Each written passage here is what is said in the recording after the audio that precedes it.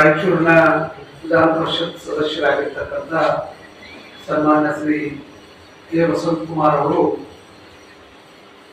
ಭಾರತೀಯ ಜನತಾ ಪಾರ್ಟಿಯ ನಾಯಕರುಗಳ ಬಗ್ಗೆ ಅತ್ಯಂತ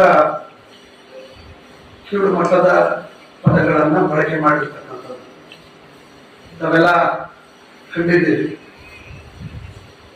ಬಿಜೆಪಿಯಲ್ಲಿರ್ತಕ್ಕಂಥವರೆಲ್ಲರೂ ಹುಚ್ಚು ನಾಯಿಗಳು ಅಂತಕ್ಕಂಥ ಪದವನ್ನ ಸನ್ಮಾನ್ಯ ಕೆ ವಸಂತಕುಮಾರ್ ಅವರು ಬಳಸಿದ್ದಾರೆ.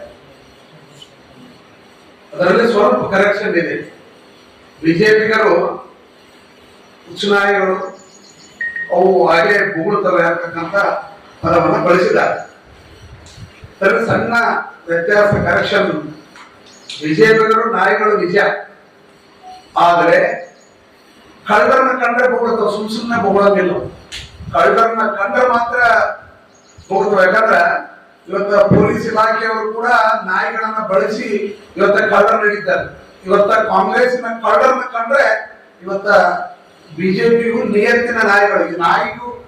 ನಾಯಿಗೆ ಹೋಲಿಸಿದಾರಲ್ಲ, ಅದರಷ್ಟು ನಿಯತ್ತಿನ ಪ್ರಾಣಿ ಇನ್ನೊಂದಿಲ್ಲ. ಅವ್ರಿಗೆ ಗೊತ್ತಿಲ್ಲ ಪಾಪ ವಸಂತ್ ಕುಮಾರ್ ಅವರಿಗೆ.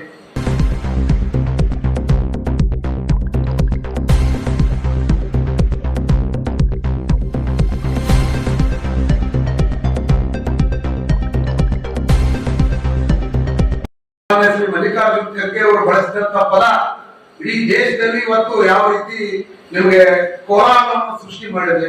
ಇವತ್ತು ದ್ವೇಷ ಭಾಷಣದ ಬಗ್ಗೆ ಬಿಲ್ ಅನ್ನಂತವ್ರು ಇವರು ರಾಜ್ಯ ಸರ್ಕಾರದಲ್ಲಿ, ಕರ್ನಾಟಕದಲ್ಲಿ ದ್ವೇಷ ಭಾಷಣದ ಬಿಲ್ ಅನ್ನು ತಂದಂತವ್ರು ಇವತ್ತು ತಾವು ಯಾವ ರೀತಿ ನಡ್ಕೊತಿದ್ದಾರೆ.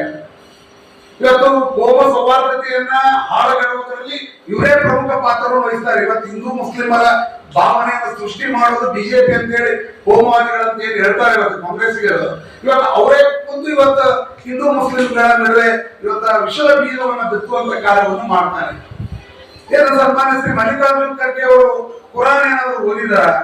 ಕುರಾನ್ ನಲ್ಲಿ ಯಾವ ಪುಟದಲ್ಲಿ ಇವತ್ತು ನೀವು ನಮಾಜ್ ಮಾಡುವಾಗ ವಿಷದ ಹಾವುಗಳು ಬಂದ್ರು ಕೂಡ ಎದ್ದು ಹೊಡಿಲಿ ಅನ್ನೋಂಥದ್ದು ಎಲ್ಲಿ ಯಾವ ಪುಟದಲ್ಲಿ ಹೇಳಿದಾರೆ ಅನ್ನೋದನ್ನು ಸ್ವಲ್ಪ ಸ್ಪಷ್ಟೀಕರಣ ಸನ್ಮಾನ್ಯ ಖರ್ಗೆಜಿ ಅವರು ಕೊಡ್ಬೇಕಂತಕ್ಕಂಥದ್ದು ನನ್ನ ಭಾವನೆ. ಇವತ್ತು ತಾವು ಗಮನಿಸಿರಬಹುದು, ಇವತ್ತ ಹಿಂದೆ ಪ್ರಿಯಾಂಕಾ ಖರ್ಗೆ ಅವರ ವಿರುದ್ಧ RSS ಅವರು ಹೇಳಿಕೆ ಕೊಟ್ಟಾಗ ಮತ್ತೆ ಅವರು ಸಮರ್ಥನೆ ಮಾಡ್ಕೊಂಡಿದ್ರು. ಇವತ್ತು DK ಶಿವಕುಮಾರ್ ಅವರು ಸಮರ್ಥನೆ ಮಾಡ್ಕೊಂಡಿಲ್ಲ. ಇವತ್ತು ಸಿದ್ದರಾಮಯ್ಯ ಅವರ ಬಗ್ಗೆ ವಸಂತ್ ಕುಮಾರ್ ಅವರು ಯಾವತ್ತೂ ಕೂಡ ಸಮರ್ಥನೆ ಮಾಡ್ಕೊಂಡಿಲ್ಲ. ಒಂದು ಪ್ರೆಸ್ ಮೀಟ್ ಕೂಡ ಮಾಡಿಲ್ಲ. ಇವತ್ತು ಖರ್ಗೆ ಅವರನ್ನು ಓಲೈಸಿದ್ರೆ ಮಂತ್ರಿಗಿಂತ ಹಾಕಬಹುದು ಅನ್ನೋ ಭಾವನೆ ಇರ್ಬೋದು ವಸಂತ್ ಕುಮಾರ್ ಅವರಿಗೆ ಅಂತಕ್ಕಂಥದ್ದು ನಾನು